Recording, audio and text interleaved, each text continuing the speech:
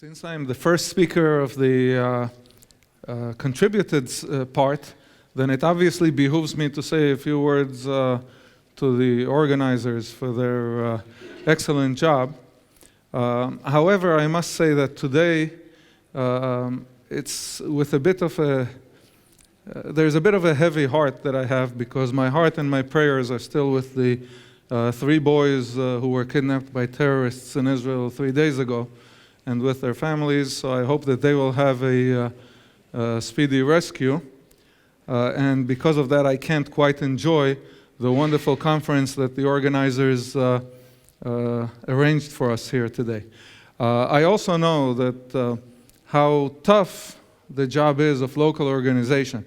So I especially thank the local organizers. It's been, so far, everything was very smooth, and I'm sure it's going to be very nice, the continuation as well. So here we are. We're in Moscow. And Moscow is called Moscow because it's, like many other cities in the world, it was built around a river. Rivers were means of transportation, and a lot of big cities in the world started on rivers. So here it's the Moskva River, and especially with CPM being here, and the talk that I'm going to give today, you see there is CPM 2014. So the talk that I'm going to give today is a confluence of 4 rivers, of 4 streams, of subjects and topics that our community deals with. The first one is going to be palindrome recognition, and I will say a few words on each one of these. The second one is going to be approximate matching, which we actually heard a bit of earlier today. The next one has to do with interchange matching, and the last one is online algorithms. And I'm going to be talking about something that is actually an amalgam of all 4 of these topics together. So let's start from the first one. Palindrome recognition. So here we are. I brought here a quotation of a play on word from Vladimir Nabokov, Invitation to a Beheading. And he says there, take the word repos, which is murmur, Cincinnatus' brother-in-law, the wit, was saying to him, and read it backwards. Comes out funny, doesn't it? Because if you read the word repos backwards, it's topo, which is supposed to be the axe. So here's a word that if you read it one way, it says something quite nice and mellow, and you read it the other way, and you're going to get something that is not nice and mellow at all. Invitation to a beheading. Now, on the other hand, as opposed to this kind of word, a palindrome is a string that no matter what side you read it from, you get the same meaning. And I was looking for some Russian palindrome, something that has the same meaning if you read it from both sides. And I found this word, for example, that is dechot, which is, I understand, is good no matter what side you get it from. It's something that has to do with income. So no matter what side you read it from, you like this word. In English, I found a longer palindrome, actually, one that some of you probably know. A man, a plan, a cat, a ham, a yak, a yam, a hat, a canal, Panama. So I don't know what that means, but if you read it backwards and forwards, it actually means the same thing. Or it doesn't mean the same thing, but it spells the same thing. It doesn't mean anything anyway. I found a very interesting palindrome in Hebrew. Ibn Ezra was a medieval Jewish philosopher. He was a poet, a biblical commentator. What's important to us is that he was a mathematician. Alberto here was bragging about some Italian scientists. But Ibn Ezra lived about 100 years before Fibonacci, and he was actually giving lectures in Europe on the use of zero in mathematics, and this was 100 years before Fibonacci. So as a mathematician, he was quite advanced, but he was also, Browning wrote, the poet Browning wrote a famous poem also called Ben Ezra. However, his language was unbelievable also. He had a very rich language, and he was a great wit. So once he was asked and you can see it written, Avi el chai shmecha, lama melech Mashiach lo yavo. Now, the Hebrew letters may be as hard for you as the Russian letters are for us when we read them in the metro, but at least you can do what I always do in the metro. So you can do a pattern matching and see that the first symbol is the same as the last symbol. The second symbol is the same as the second to last symbol. So this is actually a long palindrome, but what it means, and I gave you the translation underneath in English, my Father, the living God, why doesn't the King Messiah not arrive? I did not manage to actually make the translation be a palindrome as well. You'll have to forgive me, I am no Ibn Ezra. But people asked him that, and on the spot, he gave the answer that you see underneath, De'umi avichem ki lo bo shevosh, shova shuva lechem kiva moed, which is also a palindrome, and it makes sense also. It says, know you from your father that I will not be delayed, I will return to you when the time will come. So palindromes are quite interesting, have a long history, and one can play with them a lot. But they're more than play. In computer science, palindromes have a rich history because, first of all, in the introductory programming class, this is a great first exercise, or one of the first exercises you can give for them to use a loop and to recognize whether some string is a palindrome or not. It's also, as far as complexity is concerned, it's a great example of a problem that a random access machine can solve in linear time, and it can provably not be solved by a one-tape Turing machine. In linear time, it actually needs quadratic time, because as you can imagine, the one-tape Turing machine needs to run from the beginning to the end in order to check them. But this can be proven, actually. A two-tape Turing machine obviously can do it in linear time. So these palindromes have a rich history in computer science as well as in poetry. And what we may be interested in, and this is a problem that in a minute I will motivate a little bit better, is it could be that what we want to find out is not just whether a string is a palindrome, but rather, given a string, can it be divided in, can it actually be constructed as a concatenation of palindromes of length more than one? Obviously length of more than one, because length one, every string is a concatenation of palindromes of length one. So if we look at this, for example, we can see that the string is composed of 4 strings. Each one of them is a palindrome. Now, this is a pretty funny problem, and why would we be interested in it? And I will tell you in a minute. A nice exercise is to actually do this in linear time. It shouldn't be hard for this kind of group. The next question is approximations. And we heard a lot of talk from Gene Myers before about approximations. Usually, obviously, nothing is ever exact. So we're looking for the minimum number of errors that that will make a string a concatenation of palindromes. So in the example that we just had before, if two letters are going, if two symbols are going to be changed, then the symbol becomes a concatenation of palindromes. What is the smallest number of symbols that if we change them, the string becomes a concatenation of palindromes? And we had a paper in Isaac 2013 that actually can solve this problem in time with Benny Poat, that actually can solve it in quadratic time. Now we come to the question of why this funny problem is interesting at all. So there is a famous, and many years already, problem of sorting by reversals. So we may consider in the evolutionary process that a substring may detach and reconnect in reverse. So for example, suppose we have that kind of a substring as you can see up there, and part of it detaches and reconnects but in reverse. So how can we, what is the minimum number of reversals that if we apply it to a string A, it will result in string B? So this problem has a varied and quite an old history. To my, at least as far as I know, it was introduced by Bafna and Pevsner in 1995, but then a lot of work was done on it. Karparo proved NP completeness in 97. A bunch of approximations were shown along the way because the problem is NP complete.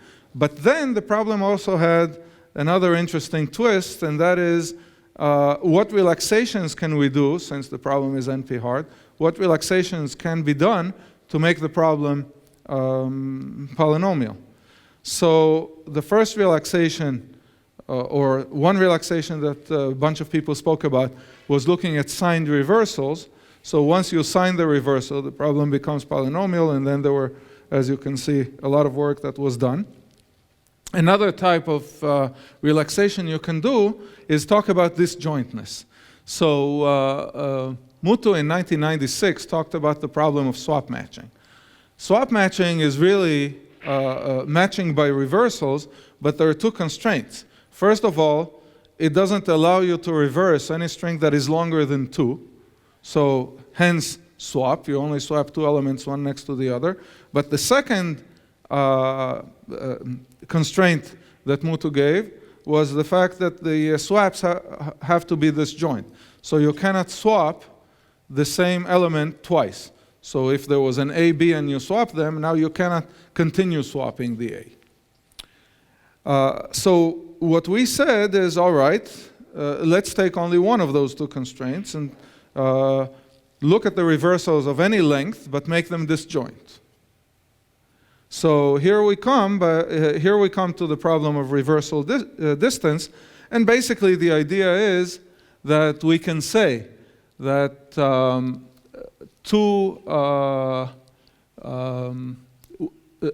reversal distance between two strings is going to be the minimum number of mismatches in our case, since we're talking about strings. So the minimum number of mismatches that if you fix in one of them, then they reverse match. Then by reversals, you can convert string A to string B. Reversals that are disjoint. So no element can participate in more than one reversal. So in this example, you can see that if the C, the red C up here, if it's changed to an A, then, and if the D is changed to a C, then these two errors, if they're fixed, we're going to get a matching by reversals. Now, I spoke about palindromes before. So what's the connection between palindromes and between reversals? It's a very simple connection, because as you can see, if you interleave the strings, if you have two strings and you're asking yourself if one can be achieved from the other by reversals, all you need to do is actually interleave the elements and ask whether the one string that you achieve by this interleaving is indeed composed of palindromes. So as you can see here,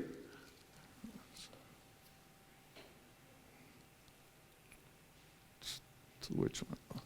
So as you can see here, if we take the A and the C and the D and the D and the C and the A, because this S2, the beginning here of S2 is a reversal of S1, interleaving them actually gives you a palindrome ACD, DCA.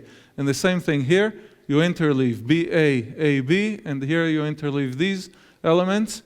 So in fact, the problem of matching by reversals as opposed to sorting, because sorting by reversals implies that you start out with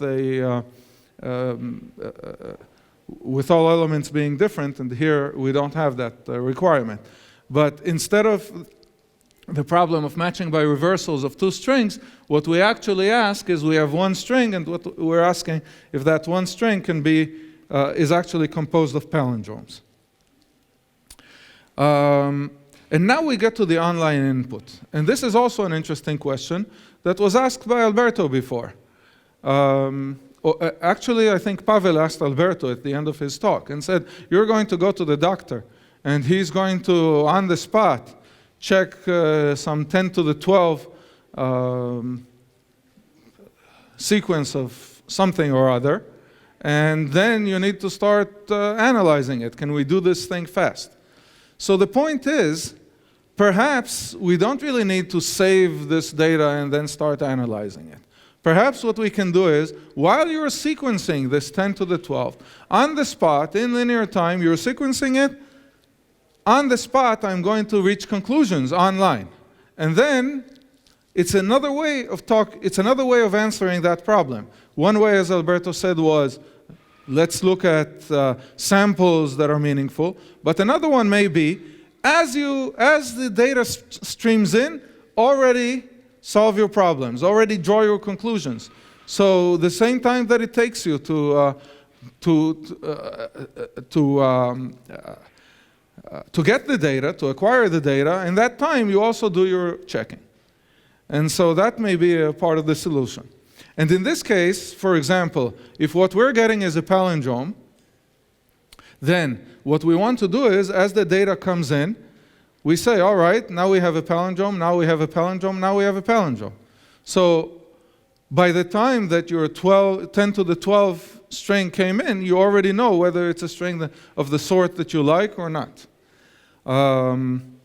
For the reversal problem, it actually is the same thing as well. Here you are, the data comes in online. You have two channels. Each channel, its own data comes in online. And as soon as you see that one part is a reversal of another, you say, here, I got a reversal. Here, I got a reversal. And so now, at this point, we have all our rivers put together. And the question in that case, here's what our question is. We have a stream of data coming in. And we want to know whether that stream of data is actually a palindrome, another palindrome, another palindrome, another palindrome. Can we do that online? And how can we do that online? Now, yes, that's the kind of thing that if we give some thought, we'll be able to probably figure out. And in fact, I believe that even some early work of Galil from many years ago was about finding palindromes by automata. So this kind of work was done. But we want to do this not only online, but we want to do this also in an approximate fashion. So you have errors. And how can you do it with the errors? So I'm allowing you to have k errors because, again, our data, nothing is exact. So we're allowing ourselves k errors, and we want to do it online, and we want to do it fast. So that is the question that we're asking ourselves. And the main idea is using a fingerprint. Now, fingerprint is an old idea.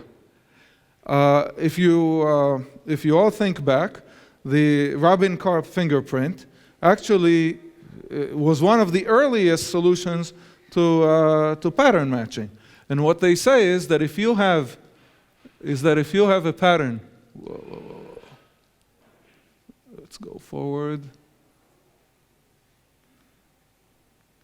That if you have a pattern, S0, S1, S2, up to SM-1, if you want the Robin Karp fingerprint, what it says is choose some prime number P, and then some number R that is less than P, and compute the following fingerprint.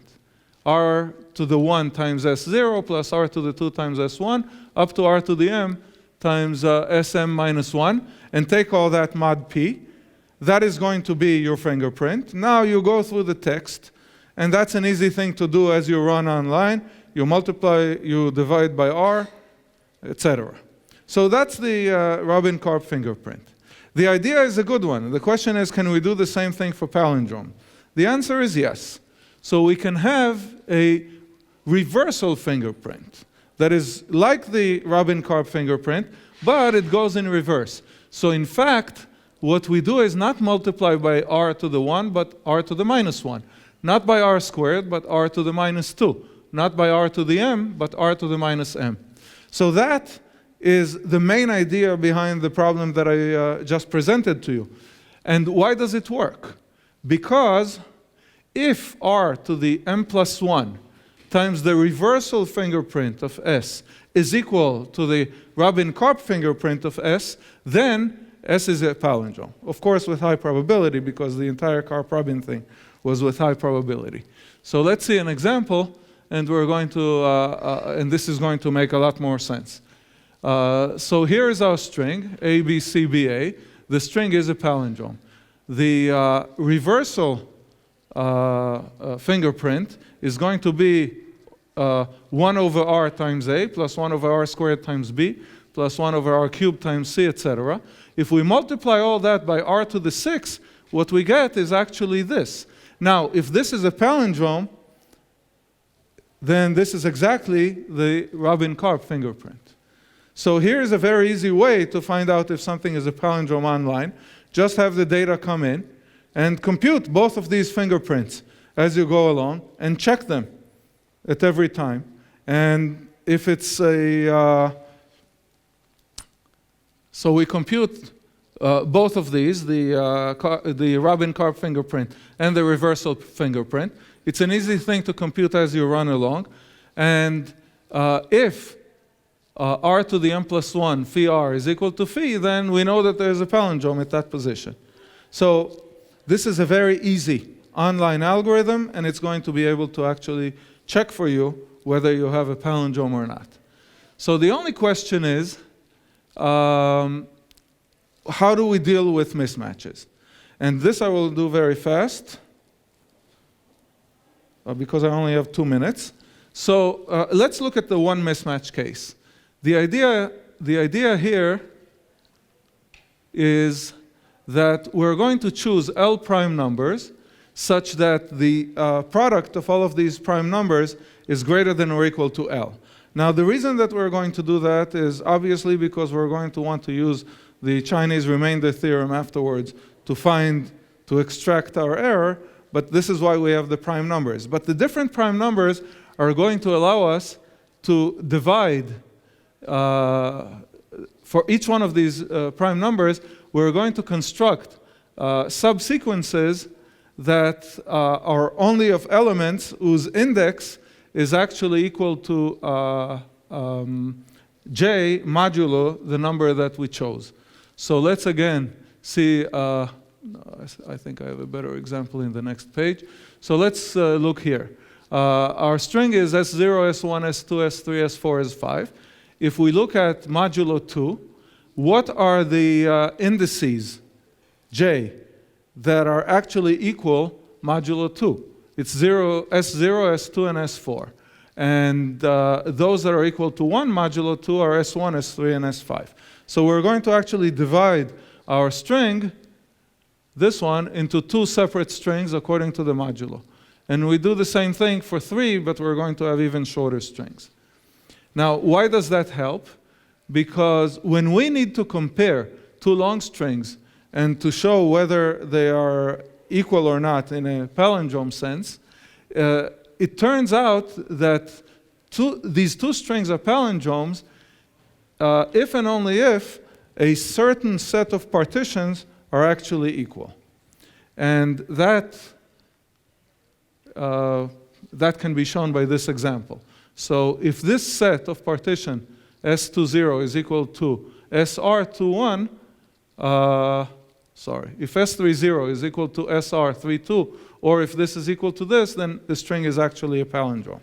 So we can check each one of them if it's a palindrome as we go along, but we also prove a lemma that we have a single error if and only if there's only a single partition that is not equal. And since that's the case, then online we can find out whether we have an error or not. If you have k errors, you use group testing. Same idea can work. All the details can be found in the proceedings. So I will stop here. Thank you.